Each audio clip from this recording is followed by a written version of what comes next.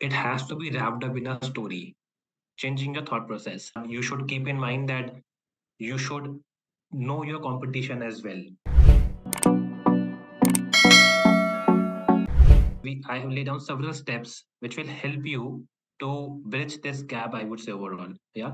Step one for us is changing your thought process.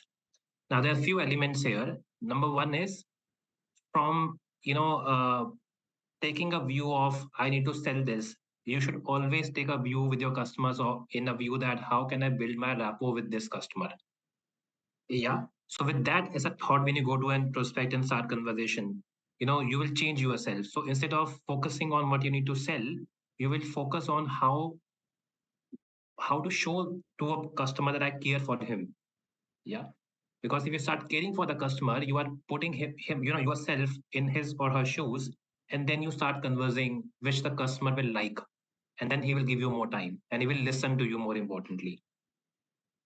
Second point is instead of focusing on just going and pitching a product and company, focus on how to create that value in the mind of your prospect.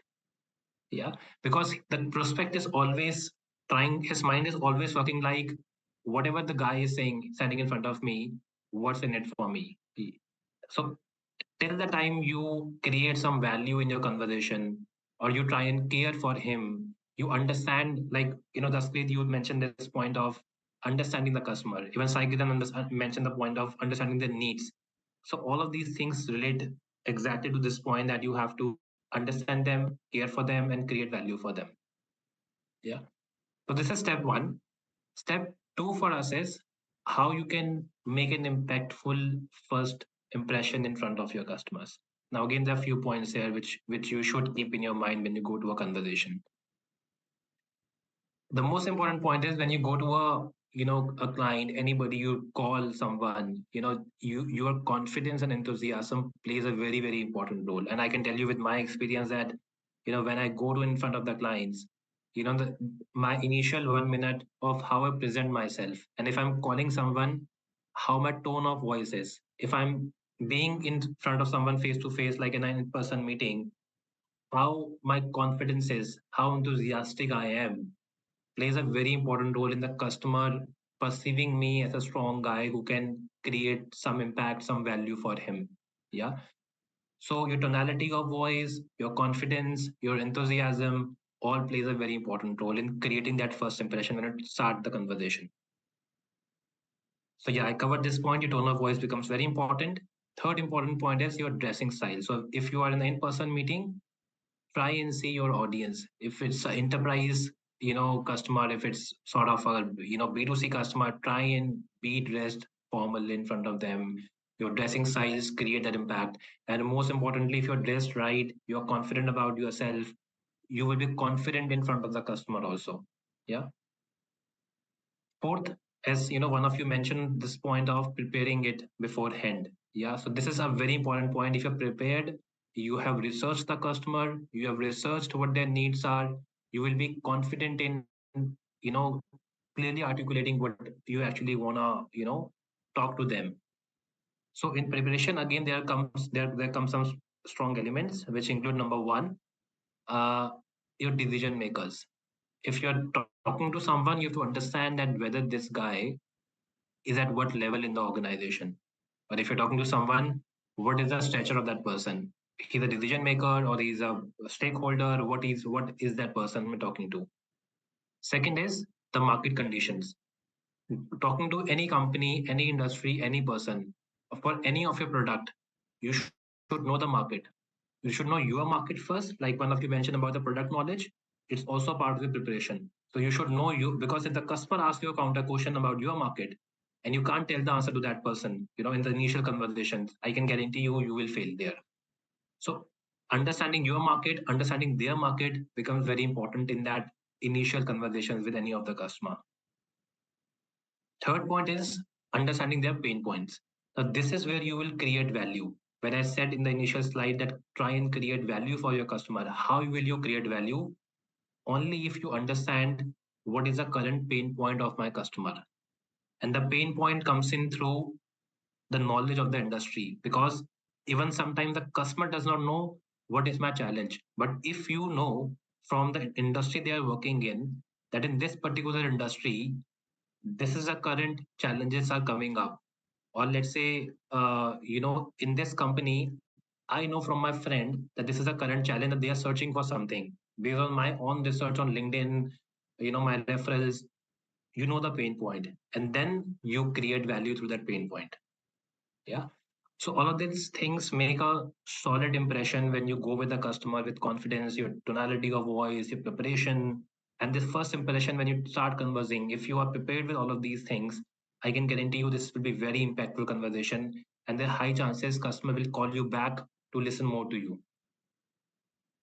Yeah, great. So now, yeah, step three. So step three comes in, which talks about the point I covered initially, that what's in it for your customer. So you should also understand uh, in detail that whatever you are talking, what's in it for your customer at the end of the day. Yeah. The number one point here is, uh, like to create value, to, get your customer on board, you should focus on the metrics that exactly impact the customer. Now, depending on what you're selling, I don't know what you're selling. You're from different industries, different context. Whatever you are selling, your product should be able to make an impact either in their lifestyle, in their savings, or in their performance.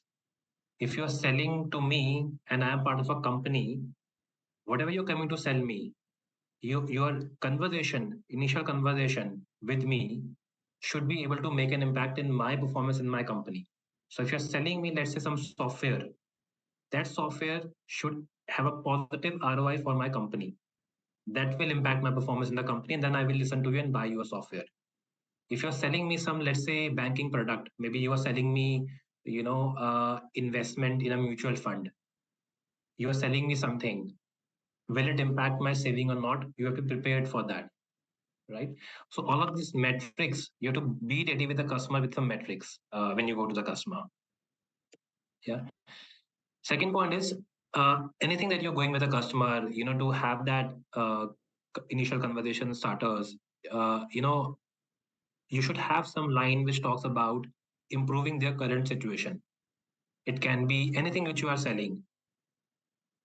The statement that you're making to the customer first time, should ideally have some line which has an impact to improve their sales, or to reduce their cost, or to improve efficiencies, or reduce their stress levels, depending on whatever you are selling. I don't know what you are selling, but you should have a bent of mind that how can my product improve my customer's current situation, and include those lines in your initial conversation with your customer. That will make the impact. Yeah. Third is, always try to generate curiosity in your customers. Yeah. So again, initial conversations with your customer, uh, customers might ask you some counter questions, but you should be smart enough to answer them in a way that generate further curiosity in the mind of your customer. Now, how can you generate curiosity is by giving him some story which has a very solid ROI at the end of the day. Yeah. Now, those stories, that ROI figures, why does every company say my product give 45% upside or 45% ROI? Customers will want to understand how does it happen. Yeah. So those statements will generate curiosity in the mind of your customer. Fourth is proof of evidence. Again, a very important part. You cannot just randomly say ki, my product does this, or in the initial conversation, okay, my thing gives 30% upside to you. You have to prove it with some solid credentials and some evidence. So give examples of other customers, other competitor of that your customer's company, that they used it and they got a 15% upside. Because your company, wherever whatever you're doing, you are not working with just one customer. You're working with maybe 15, 20, 100 customers. I don't know. You have to give examples to create that solid, impact in the first conversations. Yeah. So all of these things, ideally, what I'm trying to do is, trying to bring that mindset in you. All of these points will help you And whenever you go for the initial conversations and you open conversations with your sales, in your sales work style, your bent of mind should be aligned with all of these things. Yeah, great. Step 4 for us is how to build power statements. Now, when you move further in the conversations, you open the conversation, customer liked it. Now, sometimes, you are dealing with a very tough customer. The customer might be not giving time to you, but you know that this customer, if he gives time to me, he will be, she will be a game changer. They will give you a lot of revenue, a lot of stuff. So for those customers, you have to try and build some power statements. Otherwise, they will not give you time. How much you try it. I have seen it in my career. How much I try, they don't give time. So think different. And the answer is to create some power statements for these customers. How to do it? Number one point is you have to do a lot of research on their context. To build power statement for your customer, you should know inside out of your customer, of your customer's company. Like I have done in my own work with a lot of corporates I deal with. I go and read their annual reports. I go and research, on website about what this company, is doing, where they are struggling. What is the founder of the company saying in, let's say, I go on YouTube and listen to what the CEO or the CHRO of the company is saying publicly. Because that's where you get the context that where the company is struggling right now, what's happening in the company. This is point one, which will help you to build power statement. Second is when you address their issues, so you understand from various research that this is the issue that the company is facing. Now you are offering to address that issue should be wrapped up with some very solid storylines. Yeah. So when you go and open some conversation with a customer, which is very difficult, complex thing, now you know the pain point. You cannot just say that, okay, I know your pain point and I will solve this. They will not give you time, I can tell you. It has to be wrapped up in a story which will solve their pain point. Yeah. A storyline can be that, for example, I can give you an example from my context where the customer, I know was struggling with bringing people on board on their company. They recruit a lot of people every year. Now they were struggling that how to create a solid employee experience in the company. I know that the annual report says that we have to create a solid employee experience. People are leaving us. How can we do it? This was their pain point. At- Attrition has to be reduced. Now the answer here is that there has to be some software, some platform which will help create a solid employee experience for the company. And how you can wrap this whole solution in a storyline is something you have to think for your product. Yeah. And going further, I'll show you some of the statements which will give you example of how we can do this. Great. Third point is whatever you are telling as a story, whatever statements you are making, your statements should have tangible results that the customer will get from your product and services. So again, stories should have some tangible outcomes in terms of defined ROI, defined improvement that have happened in different companies using this. So all of this thing, from a tangible result standpoint, makes a very solid impact. Yeah. And again, wrap it up with competitive differentiators. So your prospect might be already evaluating it with some competition because you are not the only one in the market who know their pain point. Your competition only also knows their pain points. They're also after your customer. Now, how you can create that differentiator and then make that conversation with the customer is again up to you. But you should keep in mind that you should know your competition as well. And you should, in the conversations that you're making to sell it, you should understand that because your competition does this and you do this better than them. So have that bent of mind when you build these power statements for your customers. And the last point here is you have to generate some bridges. So I'll cover in detail in subsequent slide what bridges mean. But at a high level, there are two kind of bridges: tactical bridges and strategic bridges.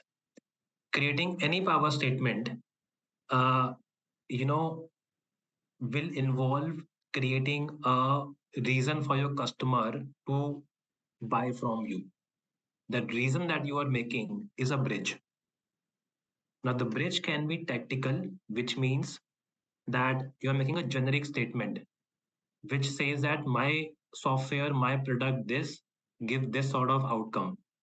A strategic bridge is, which is more important to generate power statement, a strategic bridge, which is exactly contextualizing your statement of a reason with their pain point, not a generic tactical one, but a strategic of what is exactly this customer's pain point I'm talking to right now. Yeah. So these are some of the, you know, I would say tips which will help you to generate some solid power statements when you're dealing with a complex enterprise, difficult customer. So these things will help you. Yeah.